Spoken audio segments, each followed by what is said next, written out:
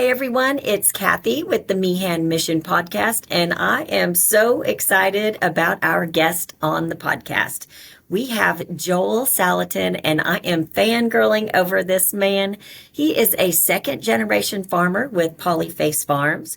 He has authored over a dozen books, and it is rumored that he might play a role with the new USDA administration, but that's just a rumor. So listen as we talk about homesteading, we talk about the problems and mistakes that we made at our own homestead. Plus, he'll give us his thoughts on the future and what he thinks of the new administration. So enjoy and thanks for watching.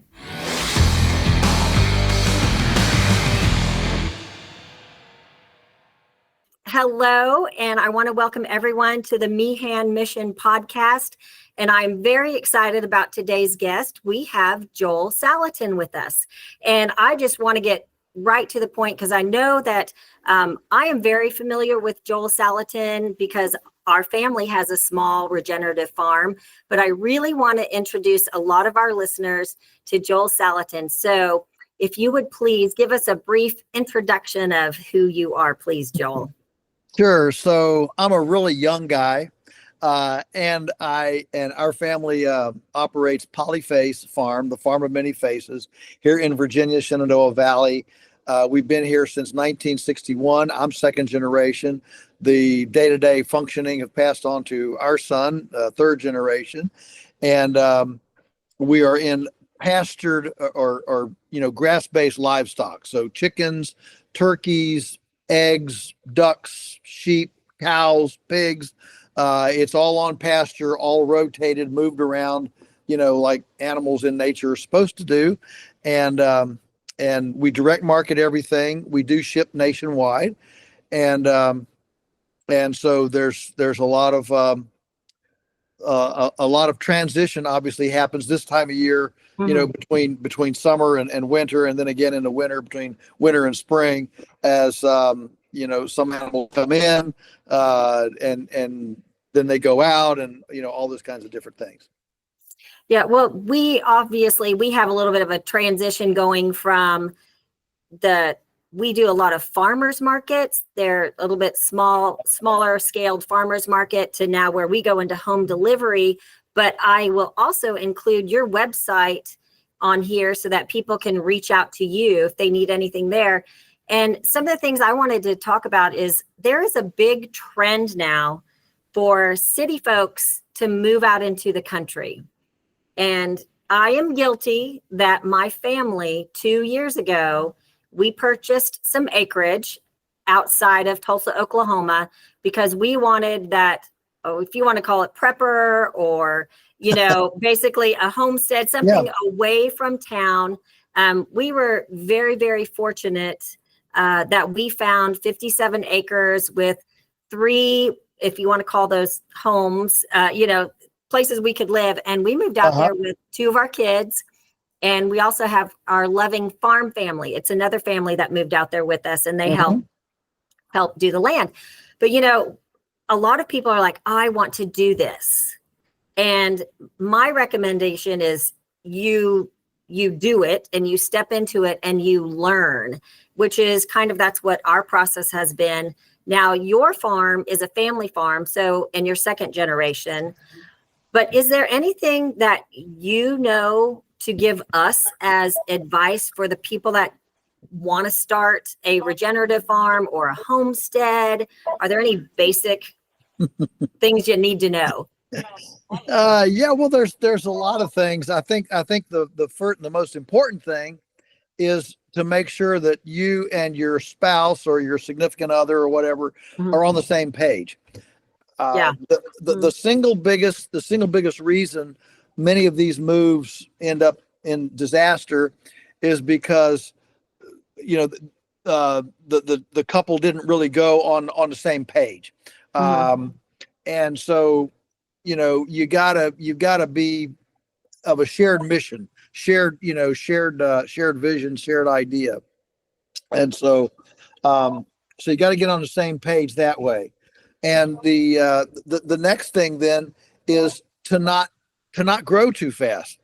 What happens is people read a bunch of articles and things, and they get all this, dreamy fantasy, all, conjured up in their brains. And we're going to do this, we're going to do that, we're going to do the other. And before you know it, they've bit off more than they can chew, because now the cows are out, and the tomatoes have blossom end rot, and and the pigs rooting up the potatoes, and it becomes a disaster. So take it easy, take it gentle, take it slow, incrementally. All right, much better to develop slowly than and be able to metabolize what you want to do than develop too fast and get over your skis, burned out, and have the sheriff SWAT team out, trying to round up your animals. This is especially true with animals, because animals can run away. Your tomato plants and corn, it's not going to run away, but animals can run away. So make sure you're on the same page and go at it strategically. Don't make your roadmap too heavy. Go at it gently. Yeah. That is great advice. And I know it's like my husband's dream was to have this, land, a place where we could all retreat to. If we, if the world ended, we'd have that place. And, we finally got that. And I was on the same page, although, I'm a city girl, but I absolutely love it. But the second part that you talked about is like, take it slow and don't have too high of expectations, because just an example is our garden. So, we've been there 2 years, so we've had 2 seasons of gardening. Well, I'll tell you, the first garden, we had like 5 raised beds, and they're okay. But, I'll go out now and there'll literally be a cow or a calf standing in my raised bed garden.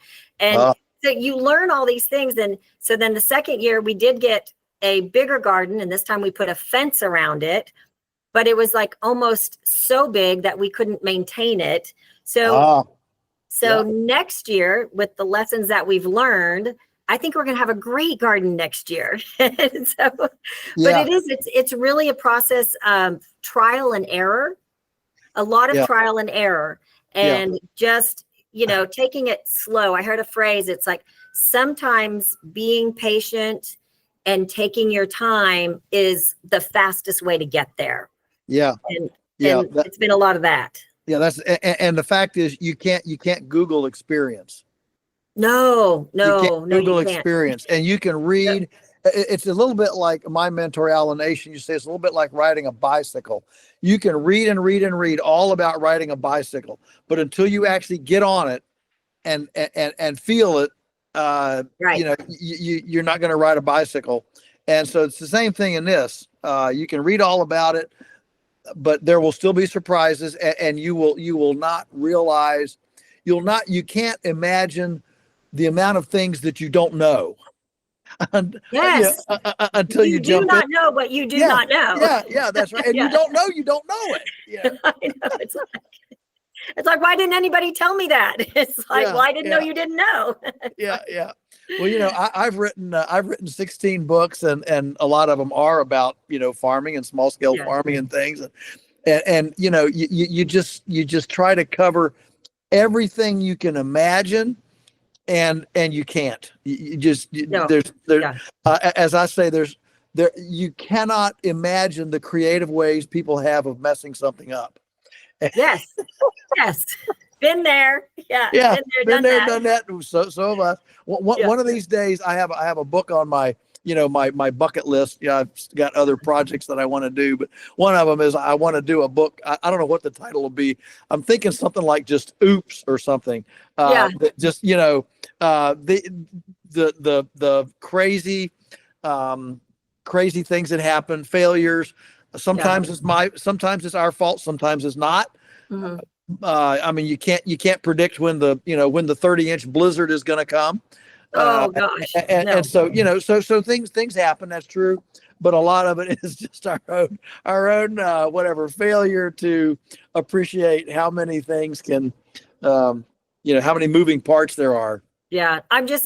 you're saying all this stuff and these things are flashing into my mind because like the first year we had a freeze literally in the pump house, all of the pipes exploded and we had to stay at a hotel for a week to get that fixed. And we were breaking ice in the pond to have, you know, buckets of water to feed the animals. So second year around, we knew we filled totes and we were prepared for, you know, a freeze and all that other stuff. And, but it's a lot of that, you know, experience and also what works for one person might not work for another person. And the example is, you know, we got our first milking cow and we thought, okay, well, we need a milking stanchion. So my daughter and I, we got the wood, we got the hammer, the nails, the screws, the plans, and we built this absolutely beautiful milking stanchion.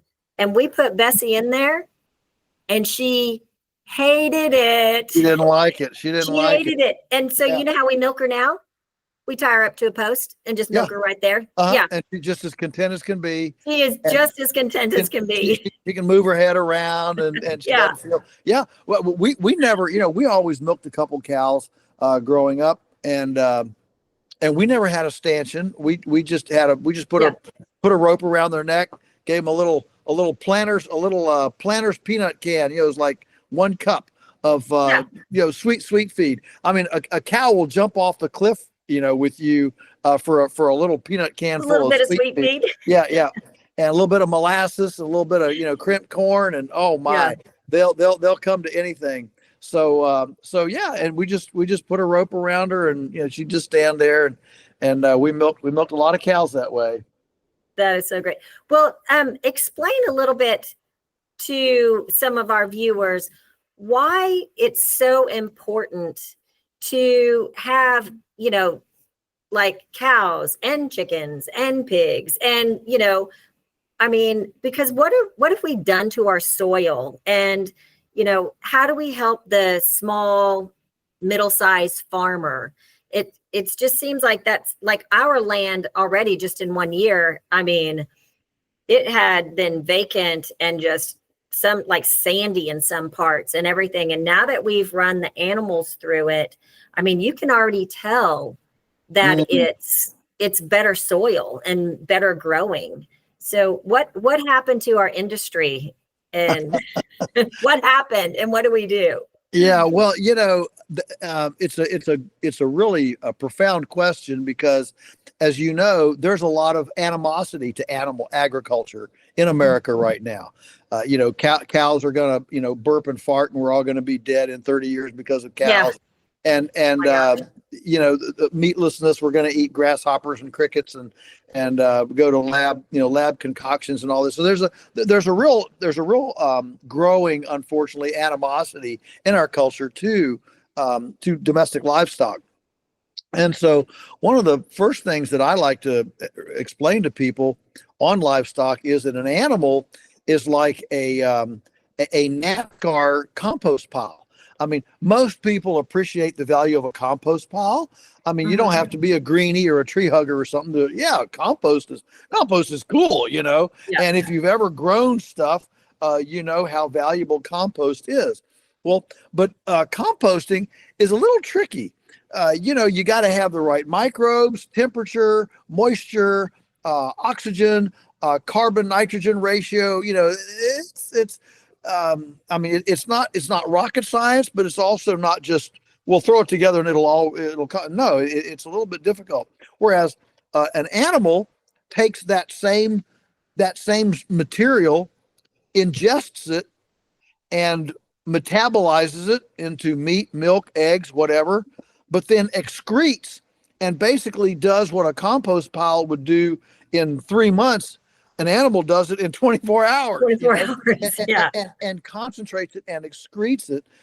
And you get this amazing blessing on the landscape. I mean, the American prairie, which we're still mining today with, you know, corn and soybeans and cotton and whatever, that great American prairie fertility did not come because people were putting 10-10-10 chemical fertilizer or green manuring. It came from an amazing plethora of animals, bison and elk and deer and prairie chickens and pheasants and passenger pigeons and turkeys, all sorts of things were on that in an amazing choreography of recycling. So the animal is the ultimate recycler. And when people say, well, cows are inefficient. Well, yeah, that's why they build soil. If a cow was as efficient as a squash plant or a watermelon plant, we would have no soil, because they are fundamentally soil extractive, whereas animals are fundamentally soil additive. And yeah, such a good point. And so yeah, what you're seeing is exactly what anybody does see when you start, and especially if you start running different kinds of animals. On our farm, we have cows and pigs and chickens and turkeys and rabbits and sheep and all sorts of things. And all of them eat a different thing. Their manure and urine have different, enzymes and microbes in them, different relationships of nitrogen, potassium, and phosphorus, as well as trace minerals and molybdenum and other things. And so you get this broad spectrum, broad spectrum additive, if you will, fertility on the land that is so much more diverse and balanced than just putting on, some sort of a chemical additive. So yeah, manure is a wonderful, wonderful blessing. And if we raise our animals right, it will continue to be a blessing. Now, if we confine them in a Tyson chicken house or a concentrated animal feeding operation, then all that blessed manure becomes an actual liability instead of an asset. And and so there's a way to do this right and a way to do this wrong. Yeah, absolutely. There is a way to do it right and a way to do it wrong. And it's funny because so occasionally, like, some of the animals will get out of their little pasture area or whatever, and I'll walk out the front door and there'll be like a pile of manure right off my little front sidewalk. But you know what? That's okay. Yeah. That'll be okay. an extra green spot of grass next year, probably. Yes, absolutely. I have to change my mindset a little bit more, which is fine. But I really recommend that people get out and really explore what is outside of their city. And I know we do a family farm day, one in the spring and one in the fall, where we invite like some of our customers and friends and families to come just, take a tour, see where the pigs are. We always say, happy pigs make better bacon and, all those fun things. But I'm pretty sure now you all do tours and things at your farm too, right? We do. We do a lot of them. We do what we call the lunatic tours. Those are 2.5 hour hayride tours. We do several of them throughout the season. And we know that there's nothing like seeing it, handling it, smelling it that makes this different. And when people think about pigs, the first thing anybody thinks about pigs is, oh, they're horrendous, smell, stink, blah, blah, blah. Chickens, same thing. Yeah. And the most common first reaction when a person comes here to visit is there's no smell. There's no odor. It all just, it's all smells great. And then you get out in the field and people, see the happy animals and they realize, wow, this is a different ball game. This is not an unnerving place. It's actually a very satiating, quieting place. And so, yeah, we do a lot of that interaction. We have, Cathy, we have about 15,000 visitors a year that come to the farm. So we have gatherings, events, tours, seminars, and of course, customers. We have an on-farm store. A lot of locals, come and shop at the store. And so, yeah, there's a lot going on here.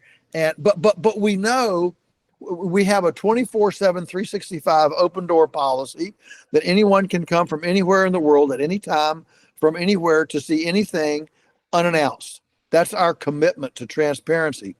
And so, yes, sometimes, we get up and there's, or we come back from town, there's a family, just walking out through the fields, and that's okay. That's okay with us. And I'll tell you, that does keep you on your toes. It keeps you, that's an accountability for us that, okay, we could have a visitor here any minute.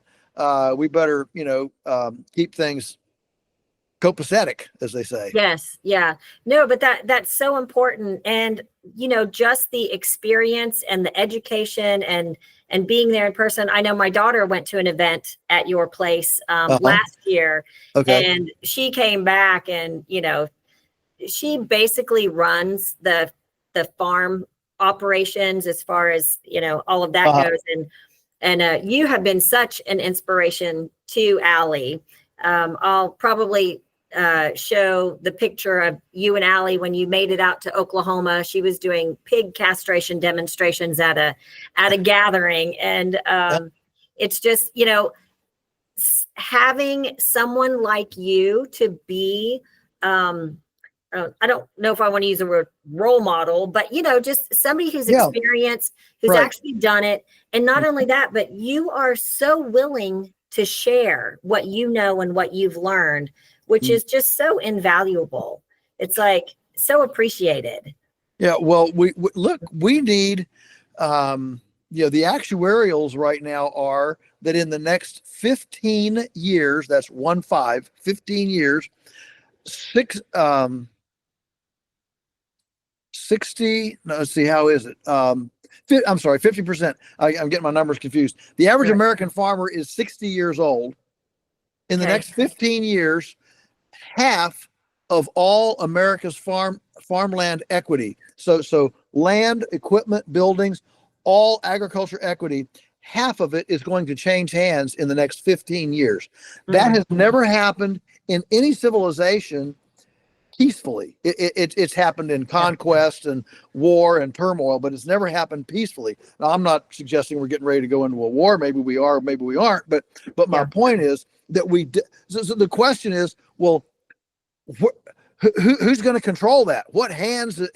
It's going to change hands, but to whose hands? Bill Gates, World Economic Forum, BlackRock, or is it going to go to a new generation of Allies? Who love it and want to be steward caretakers of these resources.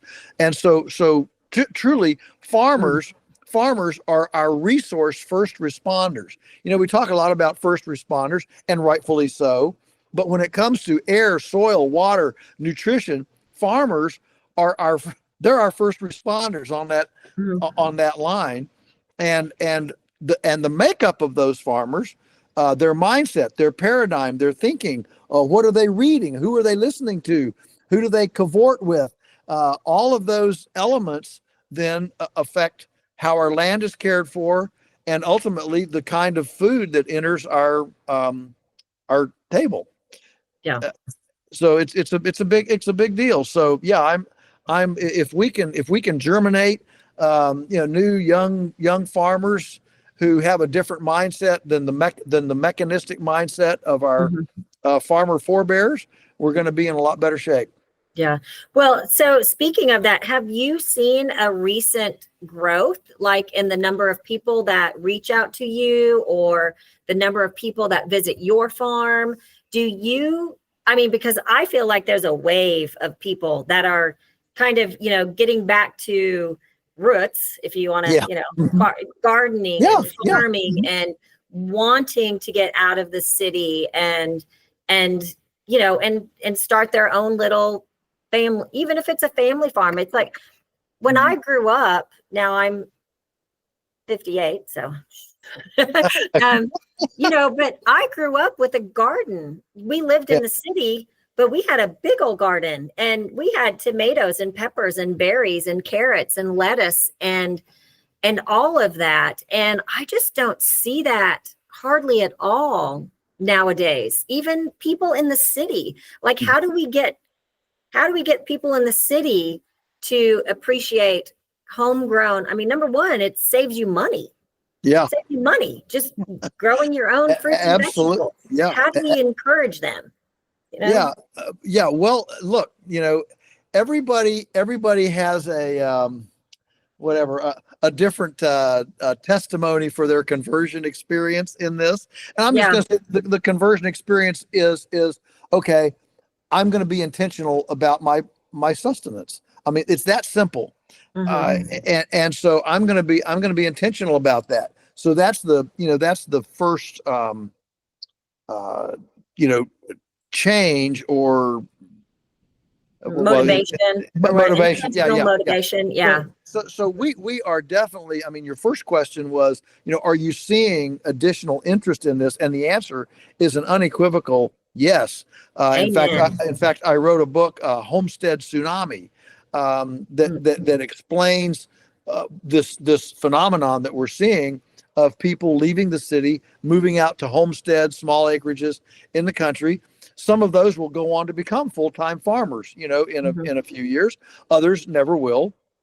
But the point is, when there is increasing concern about the dysfunctionality of a culture, there is kind of a deep-seated understanding. If the wheels fall off, I don't want to be in the city. I want to be out where I can drink from a creek, shoot a deer, build a fire out of wood. There's this kind of a deep mentality.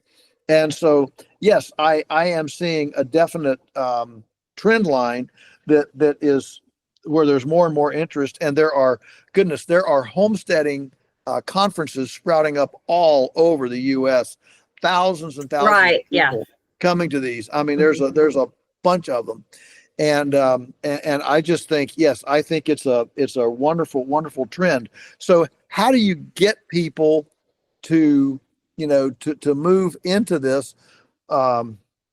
Most people, unfortunately, and I'm sure you've experienced this, most people don't make life changes until there's some crisis in their life. True. Most people aren't walking around saying, well, I have this routine, and that routine, and that routine over there. And for some reason today, I just want to change my routine. Nobody does that. You only change your routine under, in a crisis.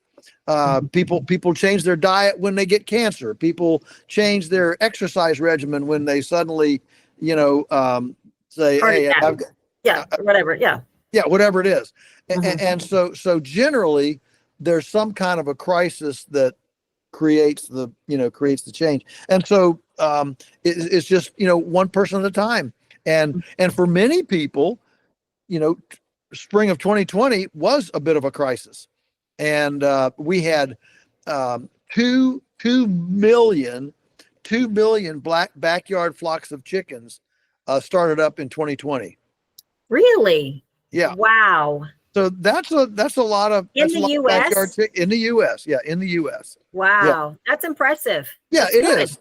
It is. And so the crisis, the COVID crisis, germinated a new interest and intentionality. You know what the number one Googled food item was in September of 2020? The number one Googled food item. What was it? How to make sourdough starter. Oh, I believe that. Yeah. Good. People were stuck in their houses and they couldn't go anywhere. And so they looked and they said, well, what do we like to do? Oh, I love sourdough. Wonder if I can make sourdough bread, and so people started doing that. Oh, I think that's perfect. Well, I'm sorry to say that it was a crisis that caused this awakening, but it's like my husband and I, we were always in medical freedom. And so we kind of knew that, it would take something like an adult mandated vaccine to kind of wake up everybody and see all the medical corruption and all of that. And, really our worlds work synergistically because we really promote, food is thy medicine. So even though we have a medical clinic, we we don't believe in a pill for every ill. And one of the first things, we want to look at your nutrition and the food and the quality of your food and organic. Let's get rid of this glyphosate, and people have leaky gut. And it's just, I think, that's where my world, works, having the farm plus the clinic, and then plus you are able to encourage people, to eat whole foods, eat, no pesticides, no chemicals and everything like that. And I think that's really, COVID brought on a wake up call to a lot of people to not only question medical, but let's talk about what's in our food, and how we strengthen our body and all of those things. I mean, it's it kind of was a blessing in a lot of ways. That's right. Well, how do you strengthen your immune system? I mean, it seems so fundamental, but every time Dr. Fauci stepped to the microphone, he wasn't offering advice on how to strengthen your immune system. No, it was simply, this jab, that jab, this Band-Aid, that Band-Aid.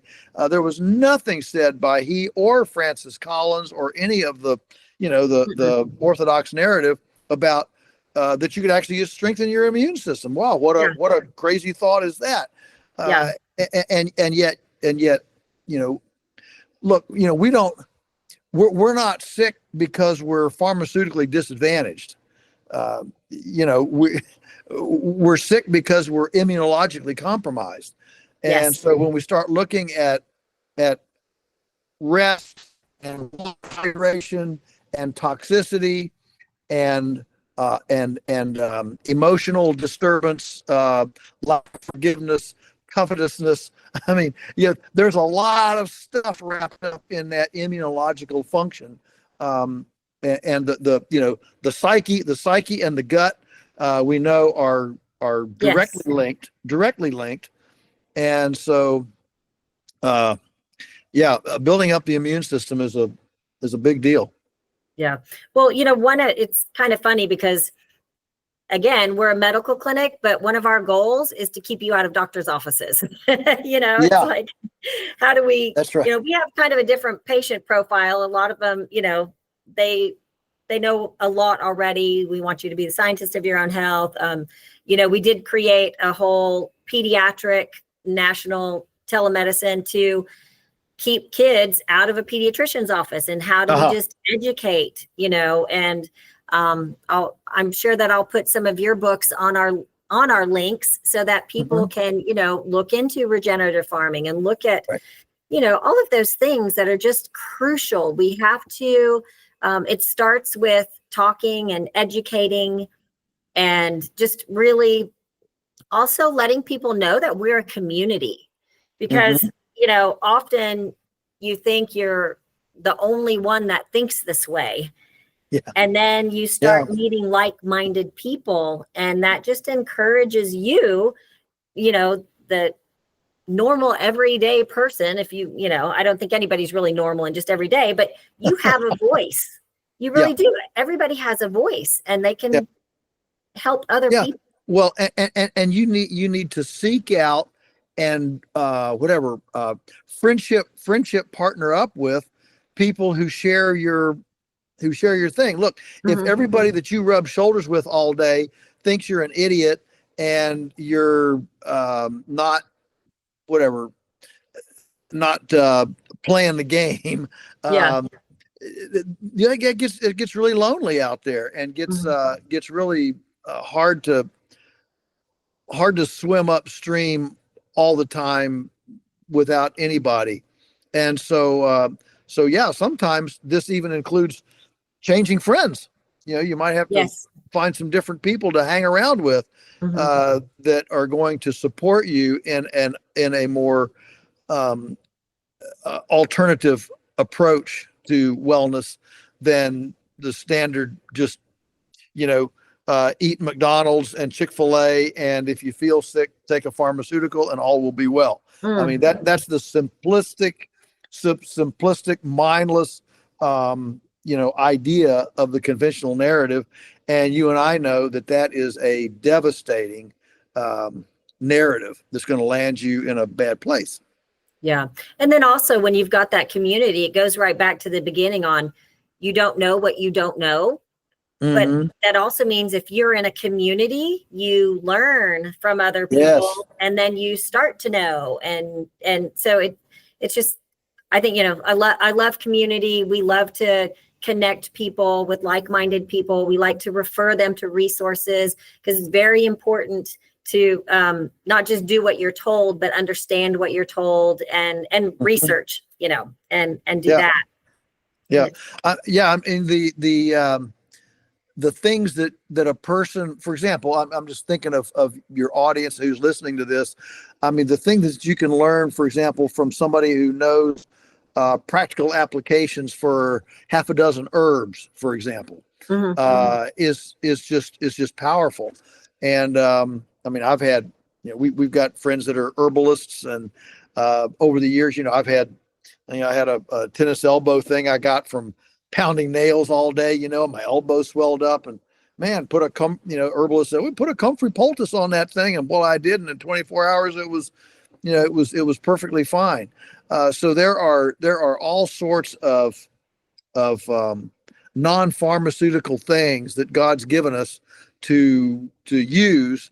And, but a lot of it is just, again, if that hasn't been your world, you just don't know. And if you don't know, if you don't know, you don't know. So you gotta either learn it yourself or start to buddy up with somebody who does know. Right. Well, and specifically with MINDSETkids, we created that to be the resource so that it got lost in a couple of generations. It's like, well, what did grandma do when you had a fever? Yeah. She did not rush you to the ER. And not only that, but you know what? Sometimes fever is actually good for you. Yes. Yes. So, what we've done is we've just created a guide so that it's all natural remedies, honey, aloe vera, all of, herbs and all those things. And then, how do we take care of these things at home? And then when do we need to seek medical care? Because, I just really think, especially my children who are in their, 20s and 30s and having little kids, I see their friends that they have no idea what to do when their child gets sick, besides run to the pediatrician. Yeah. And it's just that lifestyle that has been passed down to them. And I'm so thankful for people like you to help people realize, what was once forgotten or hidden or censored. We're bringing it back, and it's, now it's like cool, Yeah. Well, it's created a complete dependency class, and we've become incredibly dependent on everything out there, and it's time to take some of that terrain back to ourselves, and where we're a little more knowledgeable or friendly with people who are knowledgeable in an alternative approach, because the conventional orthodox narrative right now that you hear on mainstream media, that you see in the magazines, that you see on TikTok is not taking any of us to a good place. And so you need to go the opposite direction. Yeah. Well, I think those are wonderful words of advice. And I agree. We just really need to start, being a little bit more self-responsible. Right. And in addition to relying on people that are in our same circles that have the same beliefs and goals. And then I personally see a lot of hope for our future generations. And I know we need to start tidying this up. So my final question probably to you is, what do you see? What's the hope that you see in the next couple of years? Well, this, not to get all political, but the election last week was, I think it was probably one of the most powerful shots across the bow of the deep state that we've seen. And the deep state includes includes this, what I'm calling this nefarious conventional agenda, where, the World Economic Forum, you won't own land and you'll be happy. We'll all be microchipped and everybody will be tracked and traced. And, and AI databases will make all of our decisions for us. And trust me, if you put in my chicken is sick to artificial intelligence, it's never going to tell you put the chicken outside, give it fresh air, sunshine, and don't give it any medicines. It's going to give you something else. And so my my hope is that this will end up being a watershed moment in our culture, where RFK Jr. with his Make America Healthy Again agenda, and a new love of entrepreneurism. I think Trump is for all of his faults, he's a serial entrepreneur. He loves business. He loves entrepreneur. He loves creativity, innovation that's launched not from the government, but from the from individuals like us. And so I think that there's a mindset that if it actually delivers for America, like many people hope it will, I think it signals a lot of really cool things. I mean, not the least of which is just to quit spending $9 billion a year on Coca-Cola and Mountain Dew and Dr. Pepper through the Supplemental Nutrition Assistance Program, SNAP. I mean, the fact that that's a $9 billion subsidy to the high fructose corn syrup carbonated drink industry is just, it's absurd. And so it's absurd. And so just, that's just one tiny little slice of numerous things that can, I think, be incrementally done. And so I'm hoping that we've got an ear here and we've got a chance to move some things, move this needle into a more entrepreneurial. My goal is make America free again. Good. I'm not sure about a great again or healthy again, whether we were ever really great or ever really healthy, but I do think that we were free at one time.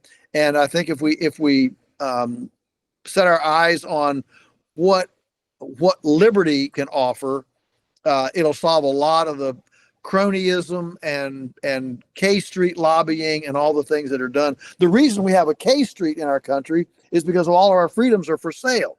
And if our freedoms weren't for sale, we wouldn't have a K Street to lobby for it all. And so that's where we'll see what happens. But it was certainly for me anyway. It was a wonderful thing to behold America summarily dismiss mainstream media, dismiss the orthodox narrative, dismiss the dysfunction and the silliness. And actually grow up and act like adults for a change. It was pretty cool. Yeah. No, I agree with you 100%. It was a big, a good turn for all of us. And I really think that I have a lot of hope. I really do. I have a lot of hope. And not only that, but it just really, it really inspires people. Because if you don't have hope, what you know, I mean, you got to have faith and you got to have hope. And if you've got those, then we can make those changes for a better world for our communities and for our future generations. That's right. That's exactly right. Absolutely. Yep. Well, thank you so much for your time today, and just congratulations on all that you've done. And I will make sure that we include links so people know where to find you. Okay, Joel? Good. Okay. Thank you. Thank you. You have a blessed day. You too.